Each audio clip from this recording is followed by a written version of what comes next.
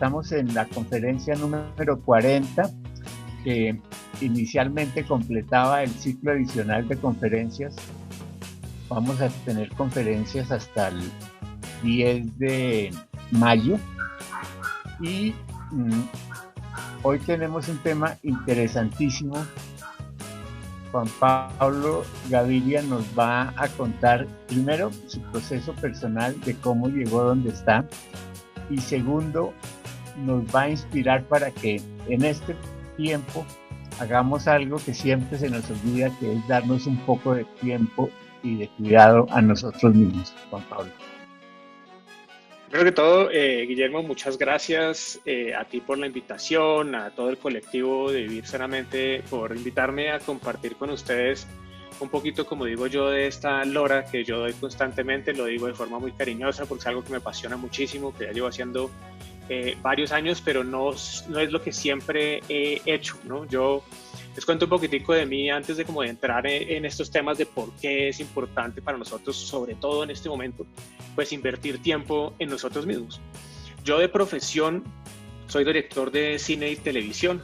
Desarrollé esa carrera durante como unos 16 años y hace como unos 8 años decidí retirarme de esa carrera.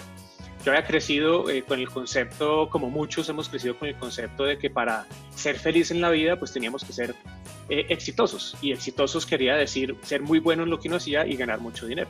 Entonces pues esa fue una de mis prioridades en la vida, salí a hacer eso y muy rápidamente me convertí en uno de los mejores en mi profesión en la parte de televisión y sobre todo de formatos de entretenimiento. Yo tenía a cargo programas como Factor X, La Isla de los Famosos, Expedición Robinson, Rosario Tijeras, muchos programas que fueron como muy, muy exitosos en su momento, pero eso me hizo crear una falsa imagen de mí mismo, ¿no? ¿A qué me refiero con una falsa imagen? Que mi hacer era más importante que mi ser, y yo me definía a través de mi hacer y no de mi ser. Entonces, si la gente me decía, Chino, usted es un berraco, pues yo me sentía muy bien. Y si no me decían eso, pues entonces determinaba que yo me fuera a sentir mal.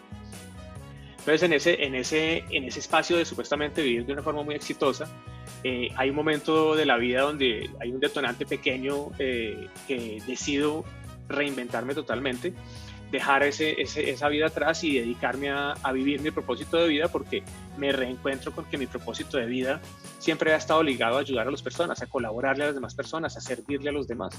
Yo quería cuando era chiquito ser médico, pero el ICFES no me alcanzó para estudiar medicina, entonces pude desarrollar el servicio a través de la medicina. Pero la vida me tenía muy bien planeado llevarme por un camino donde pudiera ser todo lo que no quería ser, para poder entender quién quería ser. Entonces, ser una persona arrogante que me creía más que los demás, que mi verdad era la última palabra, es lo que tenía que llegar a ser para darme cuenta que eso no es lo que yo quería. En mi diseño consciente eso no es lo que yo quería. Y eso vamos a hablar un poquitico ahorita más adelante. Entonces decido renunciar a esa vida de éxitos profesionales, ¿no? Porque pues yo era un ejecutivo y tenía todo lo que un ejecutivo quiere tener: la oficina, baño privado, conductor, asistente personal, viajar en clase ejecutiva, ganar muy bien. Todo eso lo tenía, pero eso por dentro como que no me llenaba. Yo sentía que no me hacía feliz cuando en ese momento tenía el concepto de que tenía que perseguir la felicidad. Entonces renuncio a ese trabajo y como me empoderó tanto como de reconectarme con mi propósito de vida, decido usar las habilidades que yo había tenido en televisión, que eran especialmente habilidades creativas y de liderazgo, para ponerlas al servicio de los demás y de esa forma inventarme metodologías y procesos que ayudaran a las personas a propósito de vida, ayudarles a darle más sentido a la vida. Y eso es lo que he hecho durante los últimos 9 años más o menos. Y hoy en día, pues después de haber validado durante 3 años estos procesos, ¿no? Porque decir que uno se inventó un proceso para ayudar a las personas a encontrar su propósito de vida no significa nada si uno no lo ha validado y no lo ha validado en el tiempo. Es decir, que el trabajo que tú haces con las personas a lo largo de 2, 3 años realmente genera una transformación y no solamente una inspiración. Y hace como 3 años estoy dedicado 100% a esto, principalmente dicto conferencias, hago talleres presenciales en su momento, hace 2 años. Entonces hoy en día también lo seguimos haciendo como algo principal, todos los talleres de desarrollo personal. He escrito libros al respecto. Entonces estoy muy dedicado a ese tema.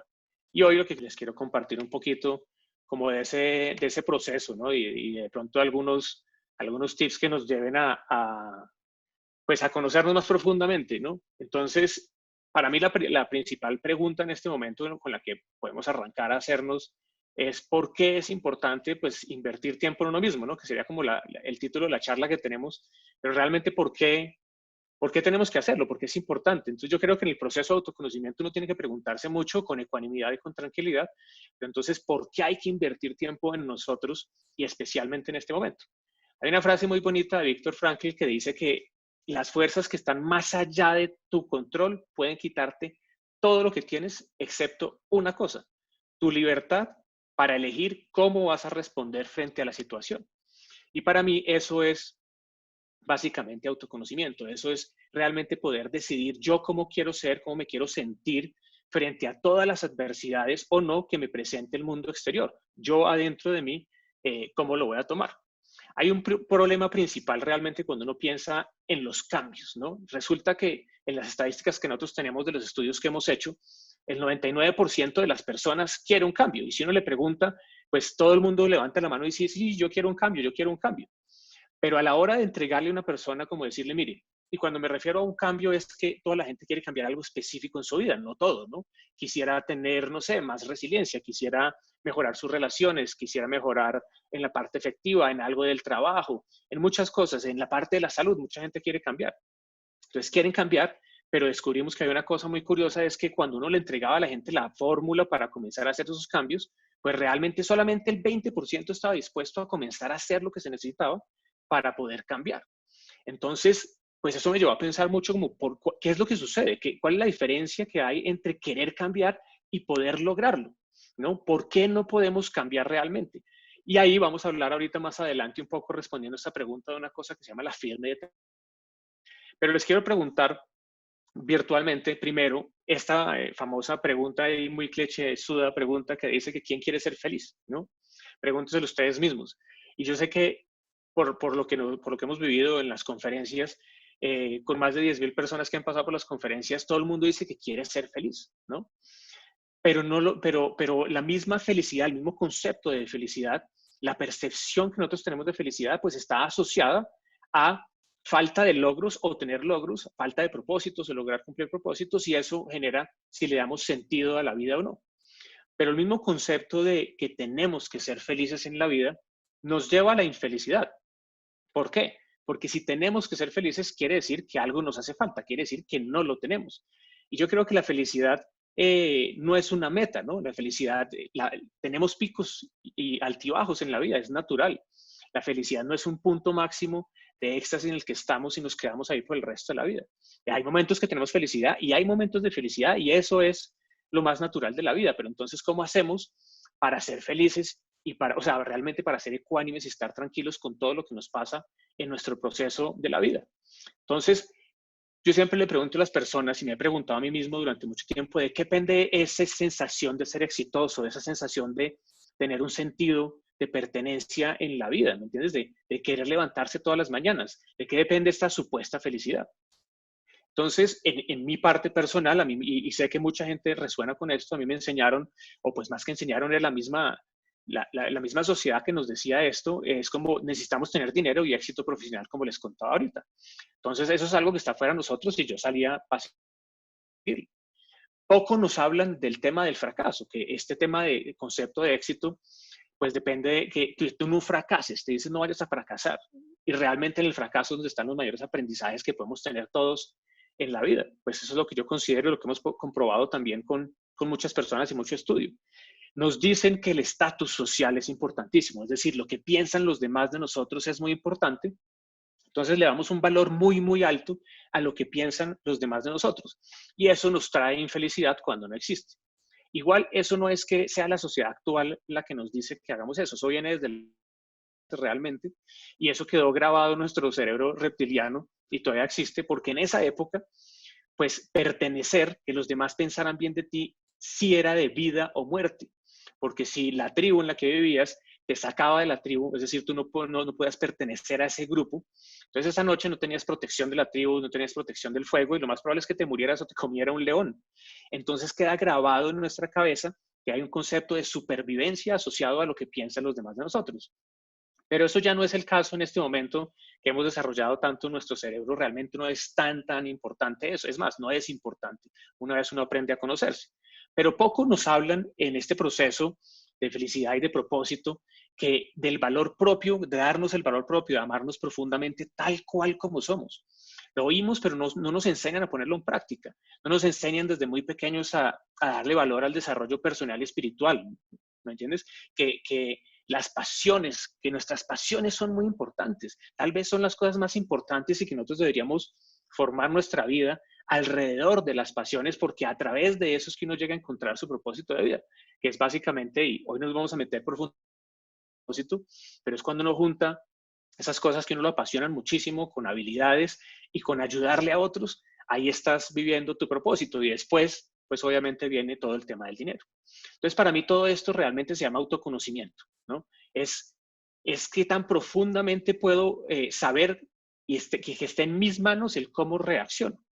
Entonces, como me gusta preguntármelo todo, pues entonces la pregunta siguiente realmente, ok, pero ¿qué es el autoconocimiento? Cuando yo pregunto esto en las conferencias, pues todo el mundo dice, pues sí, conocerse a uno mismo. Pero yo creo que esa respuesta de diccionario está clarísima, pero menor idea porque eso nunca ha estado en el currículo de nuestras vidas. A nosotros no nos han enseñado desde pequeños a cómo nos vamos a conocer, cómo es esto de autoconocerse, ¿no? Cómo es el proceso y por qué es tan importante. Y esto, obviamente, el autoconocimiento está pues muy ligado con el tiempo que uno se da a sí mismo. Porque si uno no se da tiempo a uno mismo, uno no puede conocerse.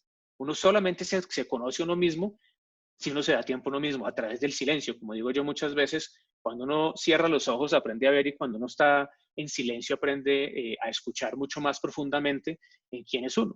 Entonces, ¿por qué es importante? Les comparto dos estadísticas que me han acompañado mucho en todo este proceso. Y es que 4 de cada 5 personas en el mundo no tiene claro su propósito de vida, ¿no? Y 3 de cada 4 personas en Latinoamérica que tienen un trabajo, esto es antes de que estuviéramos en la época de la pandemia, estas estadísticas, no quería el trabajo que tenían. Es decir, tenían trabajo, pero no querían ese trabajo. Entonces, eso nos habla un poquito, pues, que hay una insatisfacción en la forma en cómo vivimos, pero en últimas no sabemos por qué. Algo nos hace falta, pero no sabemos por qué. Entonces, yo por eso digo que el autoconocimiento es como un eslabón perdido que nos permite ser lo que realmente queremos ser, y esta es la parte más clave de esto, y es que sea de manera consciente y la mayor cantidad de tiempo posible para que uno pueda en su vida y en sus días atraer lo que uno quiera, para que uno pueda tener la determinación de lograr cualquier cosa que uno se proponga. Entonces, esas son las cosas que lo vuelve importante, el conocerse profundamente, pero también sucede otra cosa, y es que la forma como pensamos, sentimos, hablamos y actuamos se vuelve una unidad coherente. Entonces, normalmente eso no sucede. Normalmente uno piensa una cosa por la mañana, especialmente a mí me pasa en la ducha y quiero salvar el mundo, quiero hacer una cantidad de cosas, y después uno sale al mundo real y como que lo atropella el bus, se lo lleva al río de la vida real y uno ya comienza a actuar de una manera diferente. Por eso, por más que sea muy cliché el tema de las máscaras, todos tenemos muchas máscaras y cuando se conoce profundamente uno puede vivir sin ellas, porque uno ha encontrado su propia voz. Entonces, por ejemplo, para mí la coherencia es una de las cosas más importantes y uno de mis objetivos es que yo sea la misma persona que ustedes están viendo a través de esta cámara en un video, porque yo hago videos semanalmente en diferentes plataformas digitales, en una conferencia o si estoy con mis papás o con mi esposa o con el presidente del mundo mundial, yo debo ser la misma persona, no tendría por qué actuar de una forma diferente. Y es porque yo he encontrado mi propia voz y estoy muy a gusto con lo que soy. Ya si a la otra persona no le gusta como soy yo, no es mi problema y lo respeto profundamente, pero no es mi problema porque yo estoy muy tranquilo con lo que soy. Esas son las herramientas que le da el autoconocimiento. Aprende uno a escuchar mucho más su alma que su ego, porque en la medida que uno le baja la voz del ego, le baja a la voz del ruido exterior, le baja la voz de los miedos, de pensar qué van a decir los demás de mí si yo hago tal cosa, comienzo a escuchar la otra voz que nosotros siempre hemos tenido y nos acompaña ahí también, que es la voz de nuestra alma y que nos guía constantemente en los momentos que necesitamos precisamente guía, sea la voz de nuestra alma, sea la voz del universo, la voz de Dios, en lo que cada uno quiera creer, pero esa voz está ahí para guiarnos y para acompañarnos.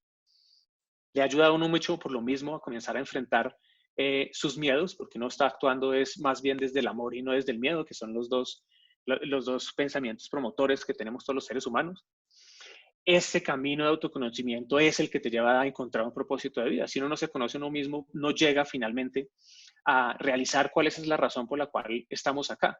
Y este es uno de los que más me gusta a mí, y es comenzar a amar el proceso mucho más que el resultado. Nosotros estamos muy acostumbrados, nos han enseñado desde chiquitos, estamos acostumbrados a ir por las metas, a correr por los competir con los demás y ser el mejor siempre. Entonces nos dicen que la vida se trata de si yo quiero ir al Everest, se trata del momento que corono el Everest. Y si no, entonces no soy exitoso. Pero realmente la vida no es así. La vida no se trata del momento que este cuerpo físico deja este plano, en el momento que nos morimos, ¿no?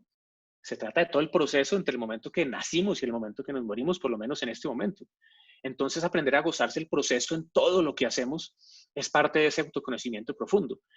Porque, como digo yo, cuando uno se cae en la vida y sonríe, es porque está participando en la conciencia de qué, pues de que estoy en un proceso, de que es normal caerme, de que como hay momentos, les decía ahorita, de felicidad, hay momentos de infelicidad, que es normal. Simplemente con ecuanimidad y tranquilidad y sin juzgarme voy a revisar por qué me caí, qué tengo que aprender de esta situación y sigo adelante. Y esta pues también me parece, y hay muchas más, pero esto es como un resumen, y es una visión particular que yo tengo de la empatía. Cuando uno se conoce a uno profundamente, cuando me veo en los ojos de la otra persona que tengo enfrente, me veo reflejado. Y no es solamente porque, como se llama la empatía normalmente, y es la definición correcta, y es que yo me pueda poner en la posición del otro, y es que yo entiendo al otro es porque me entiendo a mí mismo. Porque me entiendo a mí mismo y sé que yo también estoy en un proceso de autoconocimiento y de definir quién soy y estoy haciendo lo mejor que puedo con lo que tengo en el momento presente, es que puedo determinar que la otra persona está haciendo exactamente lo mismo y está en un nivel de conciencia diferente al mío. Por lo tanto, puedo tener empatía es porque me entiendo a mí mismo realmente y a esa forma puedo entender a los demás. Voy a meter un poquito en un tema que a mí me parece súper importante en esto y además me apasiona mucho, es el tema de la conciencia y la parte subconsciente, ¿no? Y yo hace poco no entendía muy bien, obviamente si hay algún médico, por favor, no me regañen, esto no es una gráfica real de cómo está dividido el cerebro y cómo funciona el cerebro, pero es para que nos hagamos una idea que hay una parte consciente y una parte subconsciente o inconsciente. Y resulta que la parte consciente maneja entre el 1 y el 5% de todo el trabajo mental diario, de todos los procesos mentales, y el resto es subconsciente. Hasta el 99% de todo lo que pensamos y sentimos y hacemos en el día viene de la parte subconsciente o inconsciente, es decir, está programado y sucede en automático, reaccionamos en automático. Entonces, la gran pregunta que yo siempre me he hecho es si eso es así, ¿de dónde viene toda esa información que ha estado programada en el subconsciente? ¿Cómo se programó ahí inicialmente? Entonces, pues claro, uno se devuelve en la historia cuando uno es un bebé, un niño, pues se programa por repetición, por hábito y repetición, por programación. La forma como aprendimos a hablar fue durante 3 años, ver a las personas hablar y tratar de repetir y repetir lo que dicen los otros, lo mismo caminar, lo mismo con todo. Entonces hay 2 factores fundamentales que son los condicionantes paternales. Cuando paternales me refiero no solamente a el papá, sino papá, mamá, las personas que nos educaron. Eso es lo que condiciona nuestra mente y eso es lo que determina cómo somos y quiénes somos hoy en día. Entonces, pónganse a pensar cada uno de ustedes si hubiera nacido con sus mismos papás, pero en otro país, en Arabia Saudita, en China, en Japón, ¿serían la misma persona? Seguramente no serían la misma persona porque los condicionamientos culturales habrían programado una información diferente en el subconsciente y ustedes actuarían diferente. Pero pónganse a pensar ahora, ustedes han nacido en el mismo sitio donde nacieron, pero con unos padres diferentes, con un grupo diferente el que los educó, ¿serían la misma persona?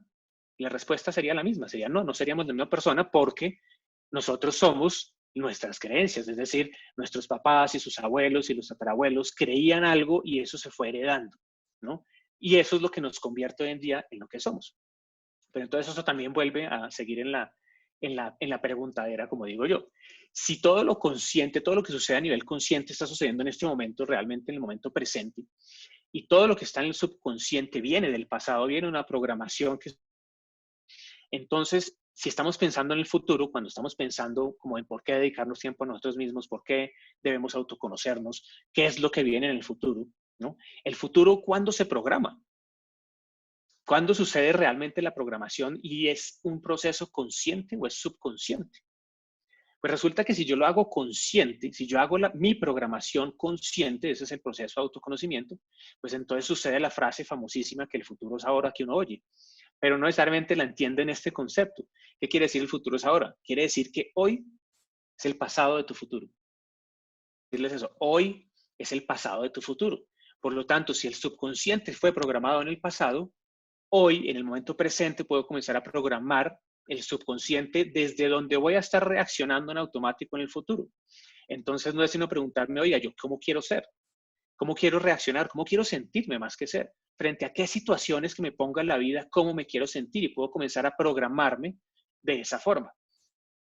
Entonces, volviendo a la pregunta de por qué no cambiábamos, para dejarles algo de información extra sobre todo lo que nosotros estamos haciendo en estos talleres, hay unas cosas que se llama la mentalidad del fracaso. Pónganse a pensar otra vez para que hagan el ejercicio cada uno de ustedes, qué quisieran cambiar en su vida y no han podido. Algo, así sea pequeño, no importa qué. Pueden pensar en cosas que sean personales, cosas que sean laborales. Esto que pongo ahí son solo ejemplos, no tiene que ser eso. ¿Qué quiere cambiar uno y no ha podido? La mayoría de las personas quiere cambiar cosas relativas a su salud, a la forma como se alimentan, a la forma como se sienten, ¿no? Entonces uno puede comenzar a pensar en eso. Hay 3 razones principales por qué no cambiamos, que es lo que les decía que se llama la mentalidad para el fracaso. Entonces, esos 3 factores son, yo no sé, es decir, soy ignorante. Por poner un ejemplo, he fumado toda la vida, tengo problemas pulmonares, pero yo nunca me he enterado que es que fumar es malísimo para mi salud.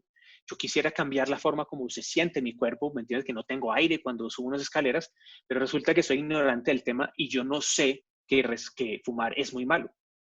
Otra cosa es que no me importa, es decir, yo sí sé que el cigarrillo es malo, pero pues la verdad no me importa, voy a seguir fumando, porque además tengo unas creencias que dicen por ahí que mi papá o mi abuelo fumó hasta los 100 años y nunca le pasó nada, entonces no veo por qué hay que cambiar. Pero la mayoría de las personas nos encontramos en la falta de control, es decir, no puedo evitarlo. Y para eso les pongo un ejemplo que ustedes puedan de pronto sentir más cercano. No sé si todos ustedes se han comido alguna dona, una dona de estas deliciosas, glaseada, llena de azúcar, que uno se le hace el agua a la boca cuando la ve. Entonces, volvamos a hacer el ejemplo de, pongámosle que yo quiero cambiar, quiero bajarme la panza que tengo y que me ha salido con este tiempo especialmente porque he estado muy quieto en este tema, en esta época, ¿no? Entonces, quiero cambiar eso. Y resulta que esto tiene 190 calorías. Pero resulta que yo soy ignorante, yo no tengo ni idea qué quiere decir 190 calorías, no sé qué significa eso en mí y tampoco sé, por ejemplo, que para procesar, para quemar esas calorías tendría que hacer una de estas cosas. Caminar 50 minutos, por ejemplo, trotar 20 minutos. Entonces yo quiero cambiar, ¿no? Quisiera no comerme estas cosas, quisiera que mi panza se desaparezca, pero pues yo no sé que al comerme cierto tipo de comidas, pues eso pasa, eso sería la ignorancia. Puede ser que no me importa, pero el de autocontrol, como les digo, que es el que más nos friega a todos, es, listo, yo sí sé que es malo, tengo la información. Si quiero, sí me importa cambiar, pero me invitan a una comida y me ponen esta dona o una torta de postre y yo digo, no, qué delicia, está bien, me lo voy a comer. Entonces, ¿qué pasa? Porque digo que es el peor, uno se la come y después viene acompañado con una sensación de culpa, porque después dice, no, yo sabía que no me la podía comer. Me la comí, no podía comérmela y además no tengo control sobre mí mismo. ¿Qué quiere decir todo esto? Que nosotros vivimos a la altura, no vivimos a la altura de nuestras capacidades, vivimos a la altura de nuestras creencias, porque una de las razones por las cuales realmente podemos o no podemos son las creencias. Y ya les voy a mostrar cómo está ligado todo el tema de esto que les estoy hablando, de estos 3 pasos de la mentalidad para el fracaso, que se me devolvió esto, perdón, con lo que sigue, que es la firme determinación. Y es realmente, me devuelvo un poquito, volvemos al mismo ejemplo que yo estaba diciéndoles, que el 99% de las personas quiere cambiar algo en su vida. Cuando nos dimos cuenta de esto, encontramos que a la gente le hacía falta la firme determinación. Firme e inquebrantable determinación es lo que nos hacía falta realmente para lograr esos cambios que queríamos. Porque encontrábamos como que si nos dicen algo, si una persona en la que creemos, ¿no?, nos dice algo, como por ejemplo, sale ahorita un estudio que dice que en este momento cualquier persona que toque el celular se va a morir. Entonces uno como que no cree y entra a la televisión y resulta que todo el mundo está muriendo porque están tocando el celular. Entonces el máximo nivel de determinación lo tenemos los seres humanos desde el miedo a la muerte. Pero realmente, obviamente, por eso se moviliza tantas personas y se moviliza la política y se movilizan tantos desde el miedo. Pero ¿cómo hacerlo no desde el miedo? Entonces encontramos y diseñamos una fórmula que se llama FIDE para que las personas pudieran pasar de no tener determinación a encontrar y tener una firme e inquebrantable determinación para lograr las cosas que quieren. Y es una forma matemática, se las quiero compartir simplemente para que lo comiencen a pensar. Toma mucho más tiempo de trabajar que esta sesión que vamos a tener, pero para que se hagan una idea de cómo está compuesta esta fórmula y qué elementos tienen, y ahí les van a ir quedando ustedes cositas y semillas que les pueden servir. Entonces la fórmula dice que para tener determinación hay que multiplicar los propósitos, el por qué profundo, la razón, no el propósito de vida, la razón del por qué lo hago con las creencias. Pero hay que desglosar esta fórmula también por partes. Entonces, primero, la primera parte es el propósito. ¿Por qué quiero hacer esto? ¿Por qué quiero cambiar mi físico? ¿Por qué quiero mejorar mi salud? Y ahí encontramos que la fórmula nos dice que los propósitos son los valores. La abolición, ya les explico qué es la verdadera intención que hay detrás de lo que hacemos. Pero entonces, ¿qué pasa con los valores? Los valores, a todos nos han dicho desde chiquitos qué es un valor, qué tenemos que hacer, ¿no? Pero realmente no nos enseñan a comernos ese valor, no sabemos cómo comérmelo, porque un valor es un principio que está muy arraigado es lo más importante. Y cuando está muy arraigado, entonces guía las conductas que nosotros tenemos y además influyen en nuestras emociones, en lo que sentimos. Pero eso solo pasa si entra en juego la conciencia, si es un proceso consciente. Volvamos al ejemplo que seguimos usando. Yo quiero eliminar mi panza, salud. Entonces, póngase a pensar si yo usara, ¿no? Muy arraigados estos valores. La autodisciplina, la salud y el respeto. Si estuvieran muy, muy arraigados, entonces, ¿ustedes creen que tal vez me ayudarían a dejar de comer esas cosas que me hacen daño o irían en contra? Lo más probable es que me ayuden, ¿no? Porque pues estamos hablando de autodisciplina, la salud y el respeto. Si estuvieran realmente muy arraigados, pues serían valores que me ayudarían a mí. Entonces es muy importante encontrar los valores que nos ayuden para lograr lo que queremos. ¿Por qué? Los valores son un vehículo que nos llevan a lograr lo que queremos. Es como si uno cogiera un bus que lo va a llevar a tal lugar, pues hay valores que nos sirven de vehículo y nos llevan a esos lugares a los que queremos ir. Y por otro lado está, como les decía, la abolición, que es como la verdadera intención que hay detrás de las cosas, ¿no? Es como si fuera una semilla y según esa semilla, pues va a haber un fruto después. Les pongo un ejemplo para que sea más claro el tema de la abolición. No sé si todos ustedes en casa que están viendo en este momento conozcan esta palabra que es muy colombiana, que es pichurria. No sé si conozcan la palabra pichurria. Para los que no la conozcan, pichurria es poca cosa. Si uno le dice que a una persona usted es una pichurria, es como poca cosa, pero hoy en día la palabra es más grosera todavía realmente y es como si uno se va a la etimología de la palabra, es si uno coge la primera parte de la palabra que es picho con lo que sigue, es decir, es una palabra bastante fea. Realmente no se debe usar esa palabra con las personas. Pero volviendo a la abolición y al ejemplo de la abolición, ¿qué piensan ustedes de mí si yo les digo que yo de chiquito no, cuando mi hija era chiquita, yo le decía a mi hija pichurria? Ustedes van a pensar inmediatamente, este man está loco, ¿cómo se le ocurre decirle eso a su hija? Pero resulta que yo estaba haciendo un ejercicio consciente, un ejercicio de abolición consciente. Porque resulta que si yo voy a la mente, a la percepción de mi hija, ¿no? a las creencias, ella a los 2 años no tiene la información de lo que significa pichurria. Por lo tanto, no puede reaccionar frente a esa palabra. Entonces, ¿qué recibe? Cuando yo le digo con todo el amor del mundo que tú eres mi pichurria. ¿Recibe el significado que nosotros tenemos de la palabra pichurria? ¿O recibe la verdadera intención que hay detrás de mi palabra, que es amor? Ella va a asociar eso con amor. Entonces, nuestra verdadera intención es lo que está realmente detrás de nuestras palabras. El problema es que normalmente no es consciente. Rápidamente les comparto un ejercicio que hago en los talleres. No lo vamos a hacer ahorita, pero les cuento la historia un poquitico de cómo funciona. Yo en los talleres le digo a la gente que se pongan en pareja, ¿no? Y una vez están en pareja, y si quieren lo pueden hacer después, simplemente para que se den la idea de lo que sucede, si se atreven, porque obviamente en los talleres es más fácil, acá yo sé que ustedes no se van a atrever. Mirando a la otra persona, sea conocida o desconocida, le van a mirar a los ojos y le dicen, usted es un, y después ofenden a esa persona, ofenden a la persona que tienen al lado.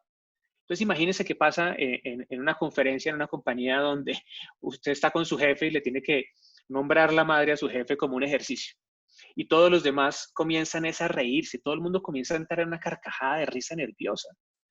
¿Por qué razón la gente se ríe cuando uno le está diciendo eso? Y es más, obviamente muchísimos se atreven y le dicen una grosería, le dicen usted es un no sé qué, pero lo dicen riéndose. Por cómo lo recibe. Lo recibe riéndose también. Porque cuando no hay la intención de hacer daño, pues uno no hace daño así las palabras supuestamente sean malas. Nuestra naturaleza, la naturaleza del ser humano es la compasión, es ayudarnos, no es hacernos daño. Entonces, si es un proceso consciente, la semilla que siembro es un proceso consciente, pues entonces no habría ningún problema, no está garantizando que ese fruto sea acorde con eso. Y después le decimos a las personas, pues hombre, haga lo mismo, ahora dele un abrazo a la persona, corazón contra corazón de 10 segundos, y consciente de la semilla que está sembrando, consciente de la intención detrás de sus palabras, usted le dice como, algo así como esto, ¿no? Como le deseo lo mejor a usted y a todos los suyos y pues le deseo que haga feliz a todo el mundo y usted sea feliz también, mirándose a los ojos. Y obviamente esa parte, todo el mundo queda con una sonrisa porque esa es nuestra naturaleza. Desearle el bien a los demás es nuestra naturaleza. Lo que pasa es que nuestras creencias y la competencia que nos han enseñado nos han llevado por otro camino. Entonces, ¿por qué para mí es tan importante la abolición? Porque se acuerdan que estamos hablando ahorita de todo el proceso que es subconsciente, que todo lo que hacemos es subconsciente. Pues resulta que la abolición le permite a uno ser dueño de esas intenciones que eran inconscientes y volverlas conscientes. Si usted se pregunta antes de hablar, de entrar a una reunión, de reaccionar, ¿cuál es mi verdadera intención detrás de todo lo que estoy haciendo? ¿Por qué? ¿Me entiendes? ¿Por qué? ¿Qué es lo que quiero lograr realmente? Entonces lo vuelven consciente. Entonces, pues entonces uno no le hace daño a otras personas. Me hablo de mí mismo. Yo era una persona muy agresiva antes. Cuando manejaba, me peleaba con todo el mundo manejando. Si alguien los cerraba a ustedes, yo iba a pelear con la persona que los cerraba a ustedes. Entonces, cuando me comienzo a preguntar y a sacar del subconsciente yo por qué soy así y encuentro por qué soy así, pues entonces puedo decidir si quiero seguir siendo así o no y comenzar a programarme de tal forma. Entonces, finalmente, en esta fórmula que venimos viendo de la parte del propósito, sigamos haciendo el ejercicio. Veníamos diciendo que teníamos valores de autodisciplina, salud y respeto. ¿Por qué? Porque yo quiero cambiar mi estado físico. Entonces, ¿qué pasa? Si mi volición es vivir con un atleta hasta los 100 años, seguramente es un propósito fuerte. Pero ¿qué pasa si con los mismos valores cambiáramos la volición y la volición fuera, no, es que yo lo que pasa es que quiero verme bien y entonces de esa forma agrado a los demás y de esa forma siento que puedo pertenecer a un grupo. Es decir, si la volición de uno está afuera de uno, no va a ser fuerte. Si la volición es profunda dentro de uno, el por qué es muy profundo, entonces sí va a ser una volición bastante más fuerte. Y vamos a entrar entonces en la siguiente parte que tiene nuestra fórmula, que son las creencias. Entonces, las creencias, ¿de dónde vienen? Vienen de la educación, de la cultura, de los recuerdos, de nuestras experiencias, ¿no? De esos condicionamientos mentales y paternales que tenemos. Entonces, estaba diciéndoles que la siguiente parte de la fórmula, de la firme determinación, para determinar si tenemos una creencia que nos limita o que nos empodera, ¿no? Porque si nos limita, pues obviamente no vamos a tener la firme determinación, y si nos empodera, sí es algo que nos da la fuerza para llegar allá, pues vamos a lo mismo, está en la educación, en la cultura, todo lo que está guardado en nuestra percepción. Entonces, les quiero compartir algo que se llama la acción mental. La acción mental es precisamente todo lo que nos sucede en el subconsciente, todo lo que pasa que está guardado y cómo se guarda eso aquí adentro de nosotros. Entonces, cuando uno entra, como por decirlo de alguna forma, no entra al cerebro, uno encuentra un proceso como de 4 pasos, ¿no? Que están allá adentro, que suceden en una milésima de segundo, sucede muy, muy rápido, pero finalmente determina por qué voy a reaccionar como voy a reaccionar, ¿no? Entonces, pues está la conciencia, después está la percepción, la sensación y finalmente la reacción. Nosotros solo conocemos la reacción. Yo les quiero compartir que, no sé si ustedes, sé que la mayoría no, porque la estadística me lo ha mostrado así, yo tenía una aversión muy profunda al huevo duro desde muy chiquito, a tal punto que si yo estaba en un buffet y había huevo duro, me tenía que salir del lugar. O sea, de verdad era muy exagerada mi reacción frente a la aversión al huevo duro. Entonces, al preguntarme por qué había sido esto así, entonces, y yo ya estaba haciendo algunos de estos videos que le estaba compartiendo, la gente decide hacer un video que explica, perdón, cómo funciona la acción mental. y lo estoy haciendo el video para compartirles realmente pues esta historia del huevo duro. Entonces les quiero compartir eso. Hagamos de cuenta que la acción mental es una oficina donde se atienden todos los casos de cómo vamos a reaccionar frente a diferentes situaciones. Trabajan 4 personitas. Y como todo trámite, en una oficina el primer paso inicia con el señor de la portería. En este caso, el señor portero es la conciencia. Se encarga de abrir la puerta de los sentidos. Afuera de la oficina siempre están listos para entrar cualquiera de los 5 sentidos, uno por uno o todos al tiempo. El olfato, la visión, el tacto, el gusto o el oído. La conciencia es el encargado de dejarlos entrar a la oficina o no. En el momento en que uno de los sentidos entra en contacto con el portero de la acción mental, es decir, la conciencia, sucede el acto de conocer. Pero no siempre sucede. ¿No les ha pasado que están trabajando muy concentrados en algo y les hablan o suena el teléfono y uno no escucha? Pues eso es porque el señor de la portería no ha dejado entrar al órgano sensorial del oído. El man estaba haciendo el crucigrama o meditando o escuchando música y no se ha dado cuenta que el sonido está ahí. No ha entrado en contacto con él. Pero bueno, cambiamos de ejemplo. Digamos que viene otro órgano que es el olfato, y esta vez lo atienden en la puerta y el órgano sensorial entra en contacto con la conciencia, y ahí puede pasar a entrevistarse con la segunda persona, la percepción. Entonces llega el órgano sensorial que trae una carpeta consigo y se la entrega a la recepcionista de esta oficina. Ella revisa la carpeta y reconoce qué tipo de olor es. En este caso, en la carpeta dice olor a huevo duro. El trabajo de la percepción es el de buscar y reconocer, debido a la propia experiencia, recuerdos y educación, si lo que está en la carpeta es bueno o malo. La percepción es recepcionista y centro de programación a la vez, ya que moldea cómo pensamos, si somos capaces de hacer las cosas o no, de procesar la información que recibimos de la conciencia. Volviendo al caso del huevo, si esto sucediera en mi cerebro, en mi acción mental, esto es lo que sucedería. La percepción va a los archivos, revisa mi historia con el huevo duro y se da cuenta que desde 1982 tengo un paradigma muy grande con el huevo. Lo detesto porque me obligaron a comer huevo y le tomé aversión.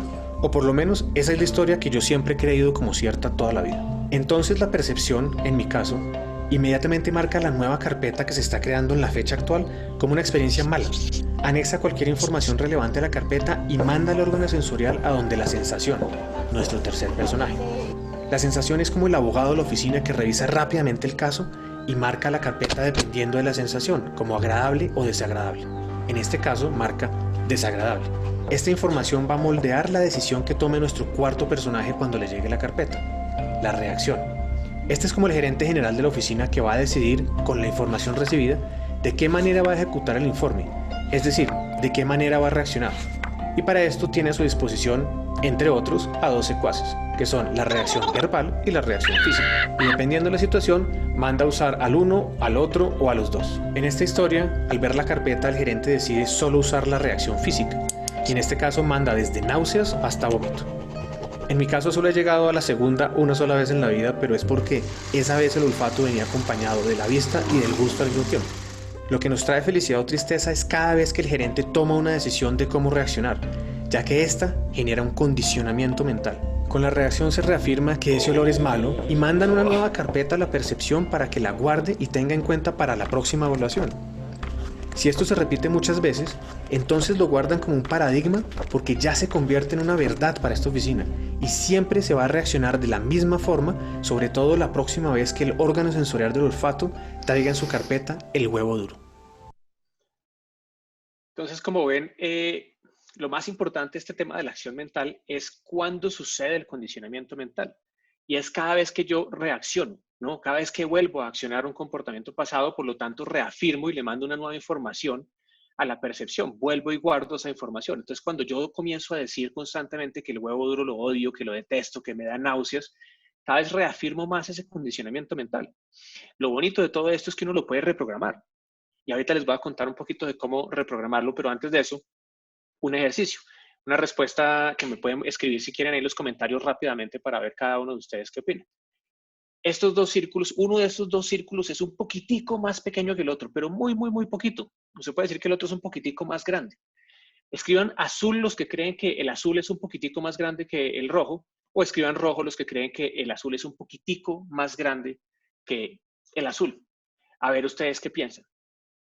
Y podemos ver de pronto ahí en el chat si ustedes están compartiendo. Son iguales, azul más grande, rojo más grande, son iguales, azul. Ok, Ok, están como divididos entre azul y rojo, pero pues no, ninguno va para un lado más que el otro.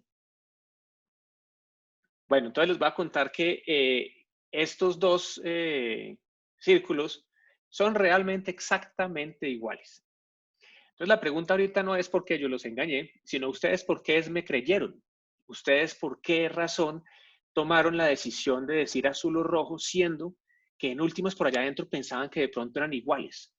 ¿Qué pasó? ¿Qué hice yo para que eso sucediera? ¿Qué información planteé yo en su percepción? ¿Y de qué paradigma me estoy agarrando? Un paradigma que pueden tener todos ustedes para que eso suceda. Por lo tanto, casi garantizo que el 80% de ustedes se vaya por azul o por rojo. Pues resulta que yo planteé una información muy de aposta, ¿no? Y es que dije que uno era un poquitico. Al decir un poquitico genera duda. Si yo les hubiera dicho a ustedes es mucho, pues entonces estarían segurísimos que así no es. Entonces, planteo una duda en ustedes y entonces dudan de si es lo uno o lo otro. Y esa duda se planta en el paradigma. ¿Y cuál es el paradigma? Normalmente, el paradigma es el paradigma del profesor. Si estuviéramos en una conferencia, la persona que está parada frente a un público, y aquí sucede lo mismo. En teoría, este invitado que trajeron, que está al otro lado de la pantalla, supuestamente sabe de lo que está hablando, entonces debe ser cierto. ¿Por qué nos enseñaron a hacerle caso al profesor sin preguntarle? No teníamos derecho a preguntar realmente si lo que estaba diciendo era correcto o incorrecto. Entonces no nos enseñaron a cuestionarnos, y si no nos cuestionamos no podemos conocernos. Entonces yo digo, poquitico, más paradigma, y llevo a que todos ustedes puedan decir que es azul o rojo. ¿Por qué está en la mitad? Porque uno no se puede decidir, porque finalmente son iguales. Termina siendo una cosa como de qué color me gusta más. Entonces, así es como se construyen nuestras creencias y la realidad del mundo. A través de la percepción que cada uno de nosotros ve el mundo es que se consideran nuestras verdades, ¿no? Lo que funciona realmente con la percepción es que uno puede, como les decía ahorita, reprogramarla. Otro ejemplo rápidamente. Si vamos a pensar en la acción mental, ¿no? En este momento, pónganse a pensar que órganos sensoriales están entrando en contacto con ustedes en este momento, con la conciencia de cada uno de ustedes. Al ver esta imagen, pues muchos pueden decir, uff, qué delicia, ¿no? O de pronto salivar. Algunos de pronto pueden decir, ni idea, porque nunca han probado el helado. Entonces no habría información en la percepción. Pero la mayoría de ustedes seguramente tienen algún recuerdo y puede ser un recuerdo positivo. Entonces muchos dirán como los ojos y el gusto son los que están asociados, en este momento son los órganos sensoriales que están asociados con esto, si vamos a la acción mental. Pero resulta que el gusto no está asociado realmente porque el gusto ya es una reacción. Si uno saliva, ya es una reacción ¿a qué? Al recuerdo. Si yo nunca he comido helado, pues no tengo el recuerdo, por lo tanto no salivaría, porque no sabría realmente cómo funciona. Si uno saliva o dice, uy, qué delicia, es porque usted va a la percepción, tiene un recuerdo positivo de que es rico, sabe cómo es la sensación y reacciona salivando o diciendo verbalmente que rico. Pero póngase a pensar porque nos ha pasado, si usted nunca ha comido helado, ¿qué pasa? Ve la imagen, que es el estímulo exterior, va a la percepción, ¿no? Entra por los ojos, va a la percepción, no encuentra nada, no hay información, no sabe cómo reaccionar. Pero ¿qué pasa? Peor aún si yo les digo a todos ustedes que esta imagen realmente no es una bola de chocolate. ¿Ustedes qué pensarían que es? Muchos de ustedes dirían que cómo se me ocurre decir eso y que por qué pienso ese tipo de cosas cuando yo no soy el que la estoy pensando, son ustedes. Y sé perfectamente que algunos de ustedes, no todos, estarán pensando que puede ser una cosa bastante fea, porque es lo que nos sucede con todas las personas en las conferencias. Si usted es de los que piensa que esto es algo feo, pues entonces no es por juzgarnos, es simplemente, ¿pero por qué? Y lo importante de esta historia realmente no es el juego, porque realmente no es nada feo, sigue siendo una bola de helado. Es el juego de lo que sucede con la percepción. Es decir, el mismo estímulo exterior. El estímulo exterior, que es la foto de un helado, no ha cambiado. ¿Qué cambió? La posibilidad de lo que yo les dije a ustedes de que lo que podía ser. La misma imagen que entra por lo mismo, ¿me entiende? Entra en contacto con la conciencia por el mismo órgano sensorial, inmediatamente puede encontrar una información diferente en la percepción y con el mismo estímulo exterior reacciona de una forma diferente. ¿Por qué les digo esto? Porque esto nos lleva a entender que no hay verdades absolutas. Solamente hay verdades a través de los filtros de percepción que tiene cada persona. Entonces, dependiendo de esa información que uno tiene aquí, pues entonces es que suceden las reacciones. Y lo que es increíble es que esa percepción se pueda manipular. Alguna gente lo usa para manipularla para mal. Yo, en este proceso de autoconocimiento, en este proceso realmente de comenzar a gastarme tiempo en mí mismo, lo uso es para manipular mi propia mente, en la forma como yo quiero reaccionar y dependiendo del personaje que quiero ser. Entonces, como les contaba que yo era agresivo y cerraba a otras personas, pues entonces yo comienzo a cambiar el cuento que me cuento, para cambiar la percepción. Y digo, este personaje que me está cerrando, de pronto su hijo está enfermo, muriéndose en la clínica. ¿Es verdad? Lo más probable es que no, pero estoy cambiando la forma en cómo voy a actuar en automático, estoy cambiando, estoy rompiendo ese ciclo de la percepción y estoy manipulando realmente cómo quiero reaccionar en ese instante. Entonces, en últimas, si uno se pregunta uno quién es, uno en últimas es lo que cree. Y pues eso es lo que lo hace. Y lo que uno cree termina siendo lo que uno reacciona. Y de esa forma terminamos cumpliendo nuestra fórmula FIDE, que está determinada por dos variables. Si tenemos un propósito débil o fuerte y si tenemos una creencia que sea limitante o empoderadora, ¿no? Entonces, ¿qué tiene que ver esto con la mentalidad para el fracaso? Que resulta si usted tiene la mentalidad del fracaso, de la ignorancia, pues no tiene ninguna determinación, no tiene información. Su propósito va a ser débil y no tiene ninguna creencia que lo empodere. Si usted está con poca determinación realmente, es decir, como que no le importan las cosas, es porque usted tiene un propósito que es débil, no tiene unos valores fuertes, arraigados, por eso no le importa, la razón por la cual lo hace, no le importa, pero de pronto tiene una creencia que lo empodere, pues, por alguna razón de la historia que usted ha tenido, pero sin embargo no va a ser un propósito, no va a ser una firme e inquebrantable determinación para cambiar. Por el otro lado, pues uno puede decir, yo tengo falta de control en mi vida, ¿no? No tengo control sobre mí mismo. Quiere decir, tengo un propósito muy fuerte, tengo unas creencias, unos valores súper fuertes, tengo un porqué muy profundo, pero una creencia que me limita. Volvemos a lo mismo. ¿Qué pasa si a mí mi papá me dijo toda la vida que mi abuelo fumó hasta los 120 años y nunca le pasó nada? Por lo tanto, eso de hacer panza no es tan importante. Entonces voy a tener algo que me frena y no me va a dar la firme determinación. Mientras que si tengo una creencia que me empodere muchísimo y un propósito fuerte, logro cualquier cosa que me proponga. Entonces, como sabemos que lo que nos detiene son las creencias y las creencias son las que me empoderan o me limitan realmente para eso, pues entonces la pregunta realmente para comenzar a cerrar ya como todo lo que estamos hablando el día de hoy es poderles contar tres formas de cómo nos podemos reprogramar. Una vez uno encuentra esas creencias. Y hay una de esas es hábito y repetición. La misma forma en cómo aprendimos a hacer todo lo que hacemos. Es decir, la historia que yo me cuento a mí mismo cuento, ¿no? ¿Por qué digo esto? Porque los hábitos que nosotros tenemos no son necesidades, entonces pueden cambiar. Se vuelve un hábito decir que el huevo me parece asqueroso, porque eso es lo que me parecía, y hacer un escándalo cada vez. Se me ha vuelto el hábito supuestamente de decirle a todo el mundo, nombrarle a su mamá cuando me cierran, y creer que eso soy yo y eso me determina, entonces no lo puedo cambiar. ¿Cómo lo cambio? Cambiando el cuento que cuento. En vez de decir que soy una persona mal geniada, digo que tengo unas creencias que pero no, eso no es como soy yo.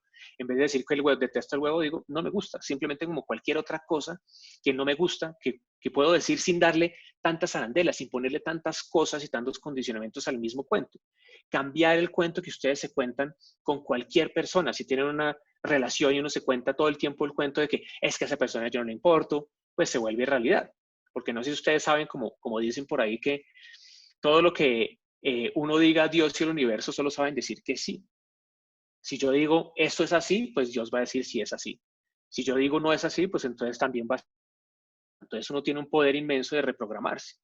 Otra forma es, y esto se lo estoy contando, pues obviamente muy, muy rápido todo esto, sin tener el tiempo para entrar a profundizar en eso, pero para que se hagan una idea, es las decisiones basadas en creencias versus decisiones basadas en valores, ¿no? Entonces, ¿por qué la diferencia? Porque como veíamos, las creencias vienen del pasado, ¿no? Entonces, cuando tomamos decisiones basadas en creencias, nos basamos en información que está en la percepción, que viene del pasado, que fue programada atrás. Y la usamos para tomar decisiones que influyen sobre nuestro futuro. Entonces, por lo general, no predicen bien el futuro las decisiones que vienen desde las creencias. La mayoría no lo predicen bien, porque se basan en el pasado. Yo les digo a ustedes como, devolvámonos al pasado y le preguntamos a alguien cómo transportarse y les decimos nosotros que se transporten en un avión, van a decir que usted está loco, que cómo se va a poder transportar en un avión porque los aviones no existen. Entonces, sus creencias se basan en el pasado, por lo tanto, están prediciendo mal el futuro. En cambio, los valores se aseguran de tener una buena intención detrás de ellos, si son conscientes como lo hablábamos. Entonces, cambiar todas las creencias por valores es una forma de hacerlo. ¿Y cómo hago eso? ¿Cómo logra uno eso? Pues entonces, cuando a usted se le presenta una situación, antes reaccionaba en automático desde la creencia, ¿cierto? Ahora, en vez de la creencia, va a decir, listo, frente a esta situación, ¿cuáles son los valores que me rigen a mí? A mí, por ejemplo, la empatía es uno muy importante. Entonces, si yo le estoy nombrando la madre a alguien que me cerró, ¿estoy siendo empático? O si el respeto fuera muy importante para mí, pues no. Pero si lo fuera, si yo lo pusiera en práctica y estuviera arraigado, como digan que son los valores, entonces reacciono desde ahí y rompo con esa creencia. Entonces me puedo reprogramar. Y de esa misma forma, insertar una pausa funciona para la anterior también, ¿no? Viene la información de la que está en la percepción, yo inserto una pausa, por eso nos han dicho siempre, ¿no? Que contemos hasta 10 antes de reaccionar, que pensemos antes de reaccionar, insertar una pausa y después de reaccionar. Obviamente, esto es difícil de hacer porque uno cuando, por ejemplo, está en una discusión no le puede decir a una persona, venga, esperen un segundito que voy a insertar una pausa en mi percepción y ya le reacciono, ya le digo qué pienso al respecto de lo que usted me dice. Eso no se puede hacer. Por eso, invertir tiempo en uno mismo es tan importante. Estar en silencio con uno mismo, por ejemplo, es tan importante. Hacer estas preguntas con uno mismo es tan importante. Determinar cómo voy a reaccionar y cómo me quiero sentir yo y programarlo así es tan importante para que cuando suceda, yo puedo hacerlo. Me es más fácil insertar la pausa, pensar un momentico y reaccionar desde los valores como estamos hablando. En la pausa me pregunto eso, ¿cuáles son mis valores precisamente? ¿No? ¿Cuál es mi volición? Y de esa forma hagan de cuenta, por poner un ejemplo, cambio expectativas por apreciación. ¿No? Yo tengo la expectativa de que mi esposa se comporte de una forma. Y entonces, como no se comporta de esa forma, no cumple la expectativa, yo me pongo mal genio. Esa sería reaccionar de la creencia. Si yo, en cambio, inserto la pausa, digo, ¿qué tengo para apreciarle a esta persona rápidamente que en este instante necesariamente no cumple mis expectativas? Pues rompo ese ciclo. Para cerrar y terminar, volvamos a la pregunta, ¿por qué invertir tiempo en nosotros mismos? ¿Por qué? Porque normalmente gastamos demasiado tiempo en estar preocupados, ocupando nuestra cabeza antes de que las cosas sucedan. Y en este momento de la cuarentena sucede muchísimo. Le damos demasiado valor e importancia a lo que piensan los demás de nosotros, ¿no? Le damos mucho tiempo al trabajo y con esto no estoy diciendo que está mal, pero invertimos mucho tiempo en esa dimensión de nuestra vida, en hacer dinero, en nuestros miedos. Le ponemos muchísimo más atención a nuestro miedo, a las cosas que podemos amar y cómo desde el amor podemos construir. Pero si invertimos tiempo en nosotros mismos y comenzamos a planear, como les decía ahorita a ustedes, conscientemente cómo queremos sentirnos, cómo queremos reaccionar, cómo queremos ser, diseñar cómo queremos ser de una forma consciente, cuál va a ser mi intención a todas las cosas que yo reacciono. Quiero ser más ecuánime frente a todas las cosas, ¿no? Diseñar conscientemente lo que queremos ser. Para eso es importante realmente invertir tiempo. Es decir, encontrar lo que yo llamo nuestro eslabón perdido, que el eslabón perdido es nuestro autoconocimiento. Entonces, cuando hablábamos de la felicidad y de los propósitos, pues realmente la felicidad no depende de nada externo, depende de uno porque arranca y termina con uno. Arranca y termina con nuestras creencias. Obviamente, como les conté, estoy pasando por esto, obviamente tratando de darles mucha información de valor, pero bastante rápido. Y hago un pequeño corte de comerciales con el permiso de ustedes. Si quieren ahondar mucho más en eso, Tu eslabón perdido, un libro que acabamos de lanzar, pues ahonda muchísimo más en esos temas y tenemos talleres en este momento virtuales en donde uno puede profundizar muchísimo en todos estos temas, pero simplemente si quieren hacerlo, lo menciono rápidamente, pues dejo mis datos para que ustedes puedan contactarme, me escriban un correo o entren en la página web si quieren. Si tienen preguntas, que ahorita sé que vamos a contestar algunas preguntas, pero si no alcanzamos a tener el tiempo, por lo que yo se me extendió un poquito esta pasión, entonces me las puedan hacer.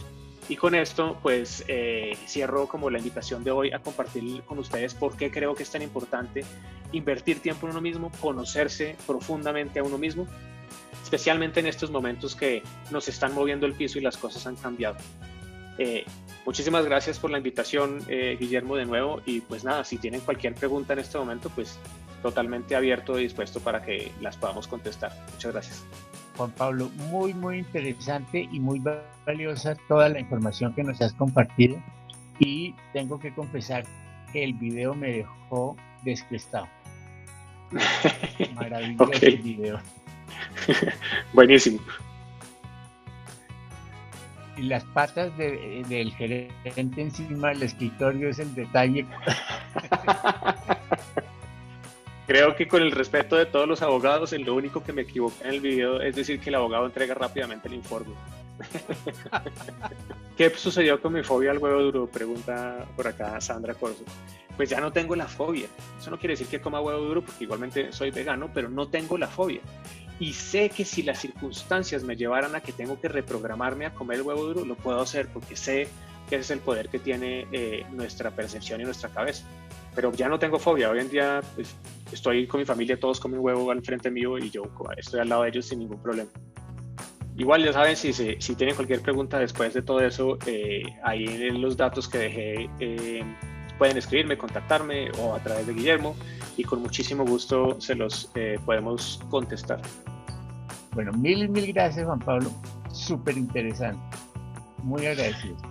Con el mayor de los gustos, con la mejor de las intenciones, con mucho amor para esta comunidad de Vivir Sanamente. Entonces, pues nada, gracias a ustedes y que sigan impactando positivamente en la vida de muchos a través de lo que están compartiendo. Muchas gracias.